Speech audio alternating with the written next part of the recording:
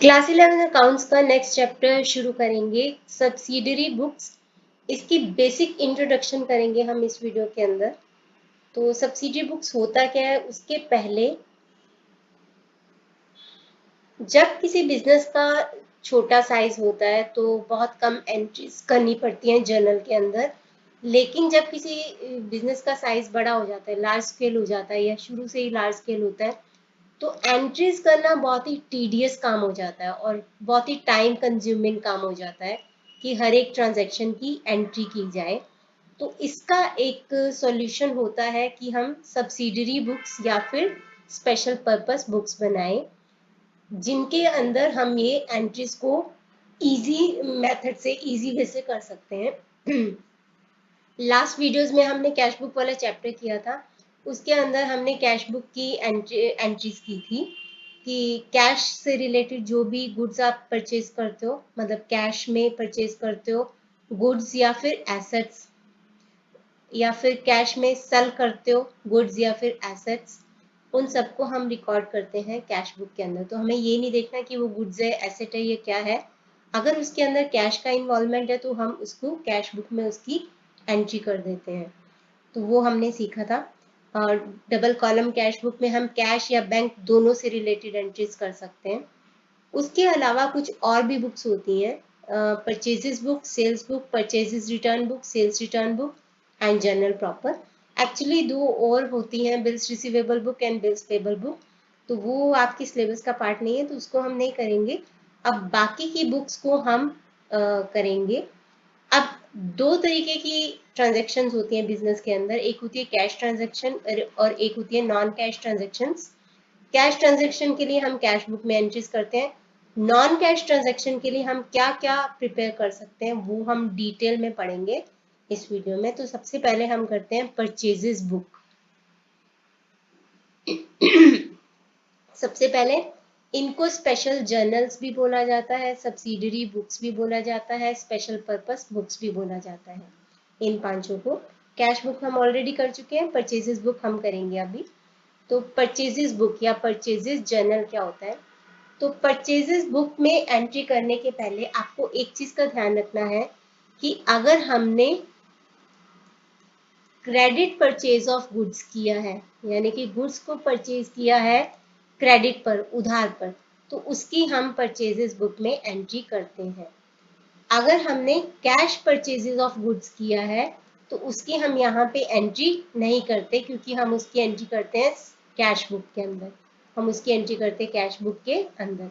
इसी तरीके से अगर हमने क्रेडिट परचेज ऑफ एसेट्स किया हुआ है, फिक्स्ड एसेट्स किया हुआ है, तो उसकी एंट्री भी हम यहाँ पे नहीं करेंगे।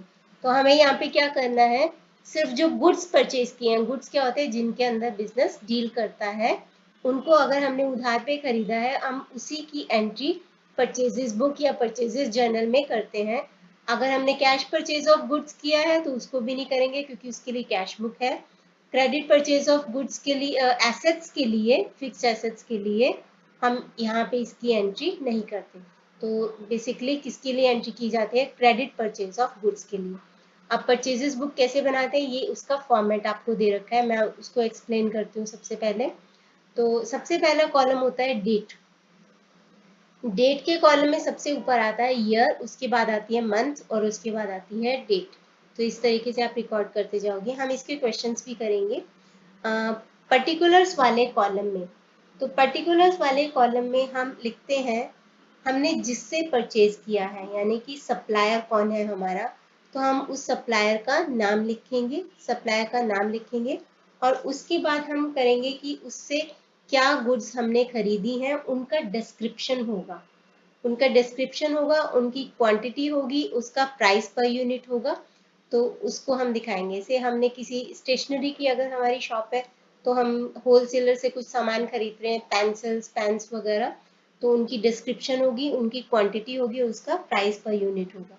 तो पर्टिकुलर्स वाले कॉलम में हम ये करते हैं।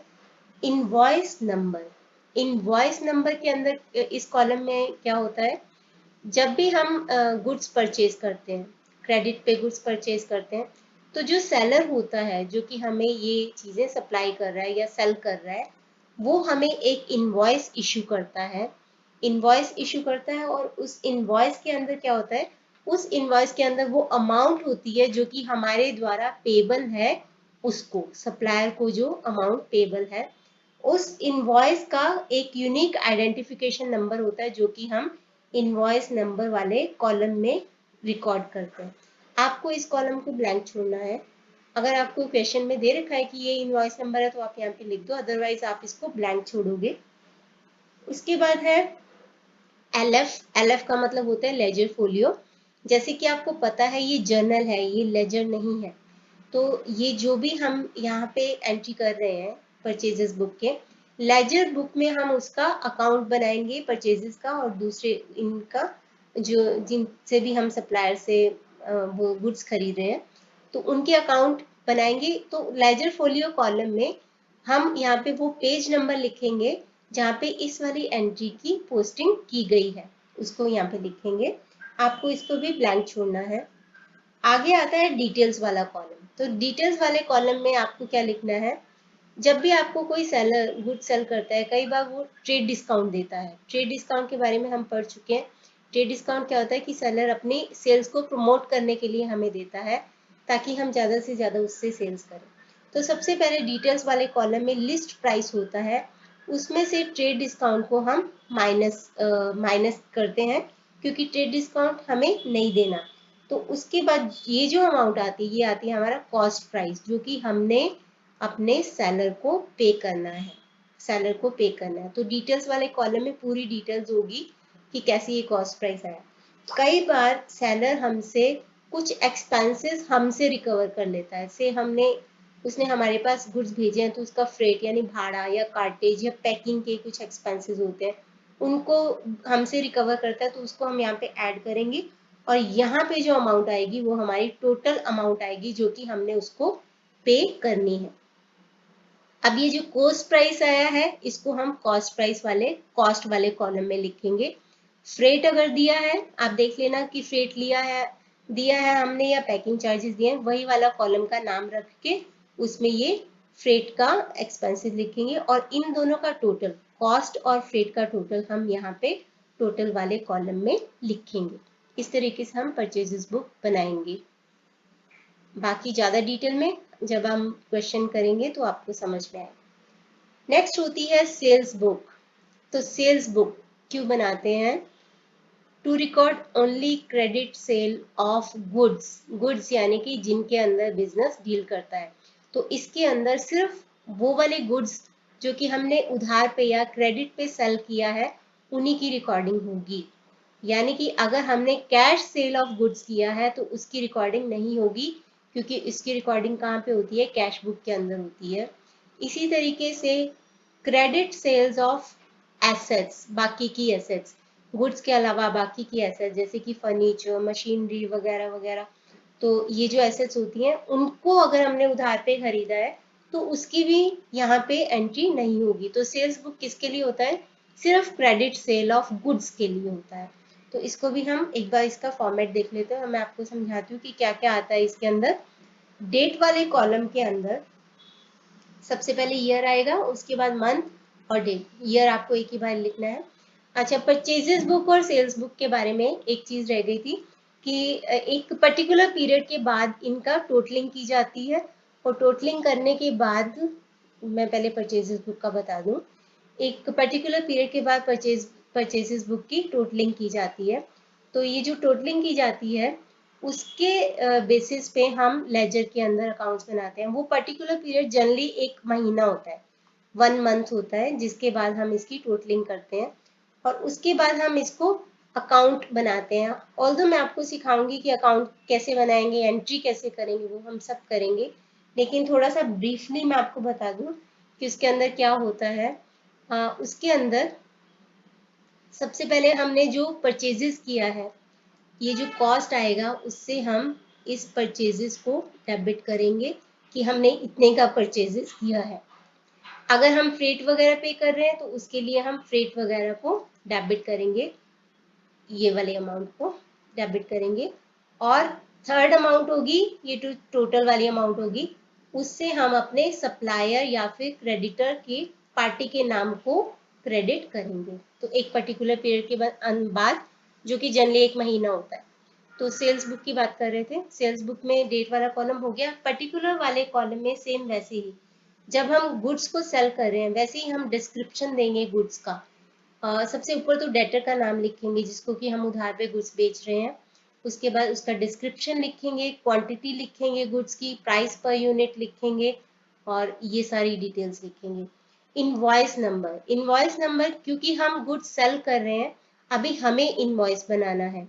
जब हम क्रेडिट पे गुड्स सेल करते हैं तो हम इनवॉइस बनाते हैं, यानी कि हम क्योंकि सप्लायर हैं इस केस में, तो उसके अंदर हम लिखते हैं कि कितना अमाउंट हमारे डेटर ने हमें पे करना है। यहाँ पे इनवॉइस नंबर में उसका यूनिक आइडेंटिफिकेशन नंबर लिखते हैं। लेजर फोलियो सेम, किस लेजर बुक में किस पेज नंबर पे इसकी पोस्टिंग की गई है उसको दिखाया जाता है। डिटेल्स वाले कॉलम में हम वैसे ही लिखते हैं। लिस्ट प्राइस लिखेंगे पहले तो कि हमने किस प्राइस पे बेचना था, कैटलॉग प्राइस। फिर हम उसमें से माइनस कर देते हैं ट्रेड डिस्काउंट कि हमने इतना आपको डिस्काउंट दे दिया। बाकी की ये जो अमाउंट आएगी ये होगी जो कि हम अपने डेटर से लेना चाहते हैं, क्योंकि हमने उसको डिस्काउंट दे दिया है तो ये आएगी उसकी सेल्स वैल्यू। ये सेल्स वैल्यू होगी जो कि हमने उससे रिकवर करनी है। कई बार जैसे हमारा क्रेडिटर हमसे चार्ज करता है वैसे हम भी फ्रेट वगैरह या फिर पैकिंग चार्जेस वगैरह एक्सपेंसेस उससे चार्ज कर लेते हैं। और ये जो अमाउंट आएगी और ये वाली अमाउंट हम अपने डेटर से रिकवर करेंगे। अब हम कैसे दिखाएंगे इसको, ये जो सेल्स वैल्यू है इस सेल्स वैल्यू को यहाँ पे दिखाएंगे, फ्रेट वगैरह को इधर दिखाएंगे और टोटल में ये वाली अमाउंट दिखा देंगे। ऐसे ही सेल्स बुक को एक पर्टिकुलर पीरियड जो कि जनरली 1 मंथ होता है के बाद इसको हम टोटलिंग करेंगे 1 मंथ के बाद जनरली। तो फिर उसकी एंट्री कैसे करेंगे, एंट्री करने के लिए जो ये वाली टोटल अमाउंट है इससे हम अपने डेटर के अकाउंट को डेबिट करेंगे, ठीक है। और ये सेल्स वाले वैल्यू के अमाउंट से हम उसको सेल्स को क्रेडिट करेंगे। और ये फ्रेट के लिए हम जो भी है, चाहे फ्रेट है चाहे पैकिंग है, जो भी है उन एक्सपेंसेस को हम क्रेडिट करेंगे, क्योंकि ये दोनों चीजें जो गुड्स की कॉस्ट है और जो फ्रेट है हम उससे डेटर से रिकवर कर रहे हैं। इसको भी मैं सिखाऊंगी कैसे करना है। ओके, आगे है परचेजेस रिटर्न बुक, या जिसको बोला जाता है returns outward book. Returns outward ऐसे समझ लो आप कि हमने परचेज किया था वापस कर दिया, यानी कि आउट जा रहा है वो हमारे पास से वो गुड्स। परचेजेस रिटर्न बुक में क्या रिकॉर्ड किया जाता है, जो गुड हमने क्रेडिट पे परचेज किया था, यानी कि क्रेडिट परचेज ऑफ गुड्स जो कि हमने किया था। नाउ अब हम उसको वी आर रिटर्निंग इट, अभी हम उसको रिटर्न कर रहे हैं तो उसकी हम यहाँ पे एंट्री करते हैं। सिमिलरली किसकी एंट्री करते हैं, जो हमने गुड्स क्रेडिट पे परचेज किया था अभी वापस कर रहे हैं, उन परचेजेस रिटर्न की उसकी हम परचेजेस रिटर्न बुक में एंट्री करते हैं। तो किसकी एंट्री नहीं करेंगे, याद रखना कि अगर हमने कैश परचेज ऑफ गुड्स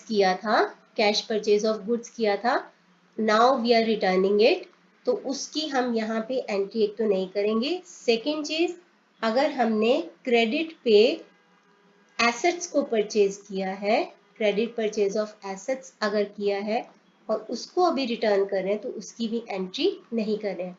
तो हम किसकी एंट्री कर रहे हैं, सिर्फ गुड्स जो हमने क्रेडिट पे परचेज किया था अभी इसको रिटर्न कर रहे हैं तो उसी की एंट्री हम यहाँ पे करेंगे। बहुत सारे रीजन हो सकते हैं, मे बी डिफेक्टिव थे, मे बी कुछ और रीजन होगा। तो अभी हम इसका भी फॉर्मेट कर लेते हैं कि कैसे इसको क्या क्या आता है इसके अंदर। तो ये है परचेजेस रिटर्न बुक का फॉर्मेट। तो डेट वाले कॉलम में फिर से year, month and then date. Particulars वाले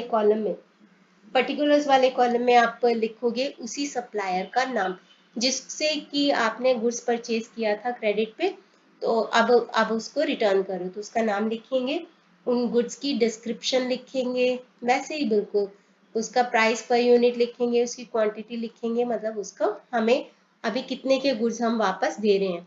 अगर हमने ट्रेड डिस्काउंट से उसको ट्रेड डिस्काउंट पे लिया था तो उसको भी माइनस करके हम डिटेल वाले कॉलम में दिखाएंगे। से यहाँ पे लिस्ट प्राइस लिखेंगे और अगर हमने ट्रेड डिस्काउंट पे उसको खरीदा था तो उस ट्रेड डिस्काउंट को माइनस भी कर देंगे, और ये वाली अमाउंट हम डिटेल्स में, फिर ये वाली अमाउंट हम यहाँ पे दिखा देंगे अमाउंट वाले कॉलम में।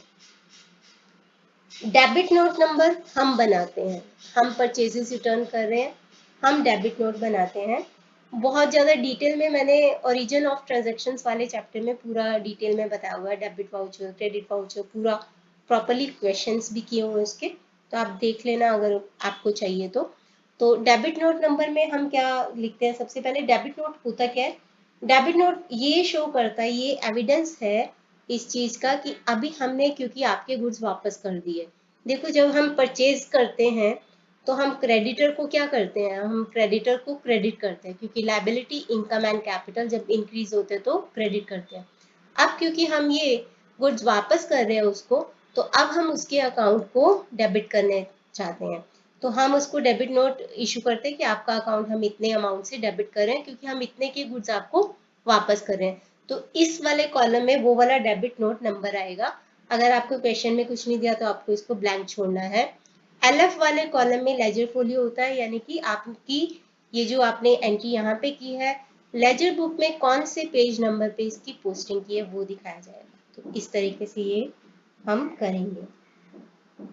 ओके, अब जैसे परचेजेस रिटर्न बुक है, इसको भी एक पर्टिकुलर पीरियड के बाद क्लोज कर दिया जाता है और उसकी टोटलिंग कर दी जाती है, अमाउंट पूरा टोटल कर दिया जाता है। फिर क्या किया जाता है? इस अमाउंट से परचेजेस रिटर्न को क्रेडिट किया जाता है, और जो भी पार्टी का नाम था, सप्लायर था, उस सप्लायर को हम डेबिट करते हैं, उस सप्लायर को हम डेबिट कर देते हैं। ये मैं सिखाऊंगी कैसे करना है डिटेल में। ऐसे ही है हमारी सेल्स रिटर्न बुक।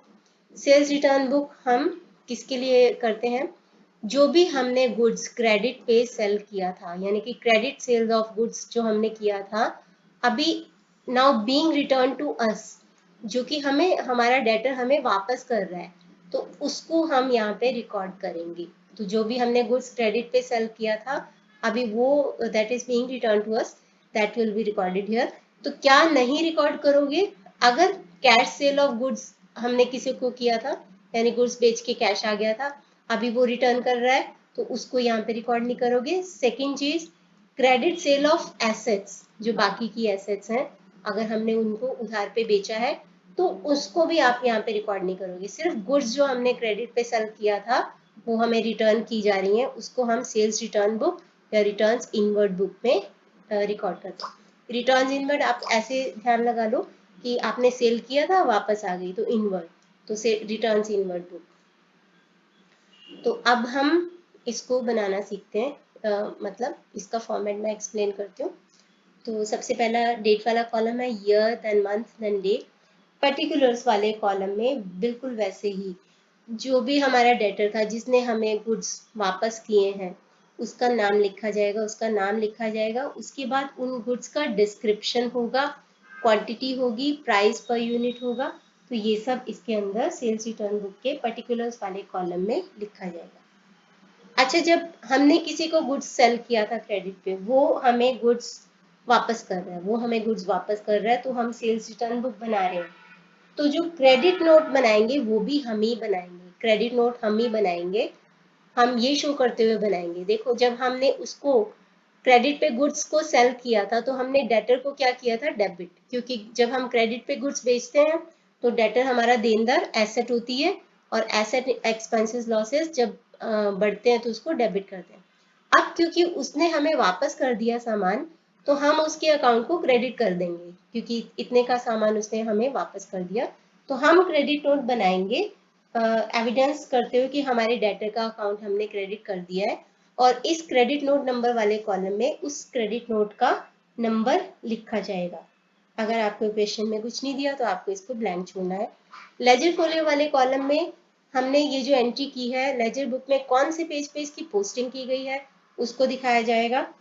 आगे आ गया डिटेल्स वाला कॉलम, बिल्कुल वैसे ही जब हमने गुड्स सेल किया था, अगर हमने लिस्ट प्राइस पे किया था और उसके में से ट्रेड डिस्काउंट हमने उसको दिया था वो माइनस करके, तो ये यहाँ पे दिखाया जाएगा, और यहाँ पे ये नेट अमाउंट दिखाई जाएगी जिससे हमने अपने डेटर के अकाउंट को क्रेडिट करना है, डेटर के अकाउंट को क्रेडिट करना है। बिल्कुल वैसे ही सेल्स रिटर्न बुक भी एक पर्टिकुलर पीरियड के बाद उसकी टोटलिंग की जाएगी, फिर सेल्स रिटर्न अकाउंट को डेबिट किया जाएगा इस अमाउंट से, और अपने डेटर को हम डेटर के अकाउंट को उसका नाम लिख के उसको क्रेडिट कर देंगे।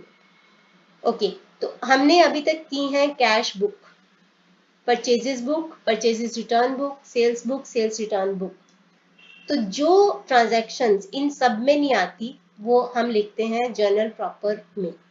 इसको बोलते हैं जर्नल प्रॉपर, या इसको जनरल जर्नल भी बोलते हैं। तो जो transaction that are not recorded in any other subsidiary books, यानी ना कैश बुक, ना परचेजेस बुक, ना परचेजेस रिटर्न बुक, ना सेल्स बुक, ना सेल्स रिटर्न बुक, वो कहाँ पे आएंगी? वो जर्नल प्रॉपर में आएंगी। तो वो क्यों नहीं आएंगी?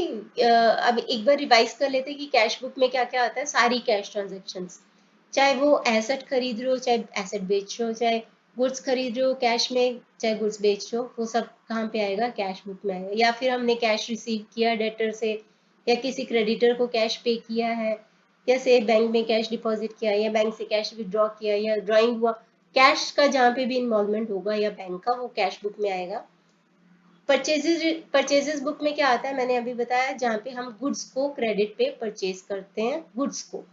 सेल्स बुक में जहाँ पे हम गुड्स को क्रेडिट पे सेल करते हैं।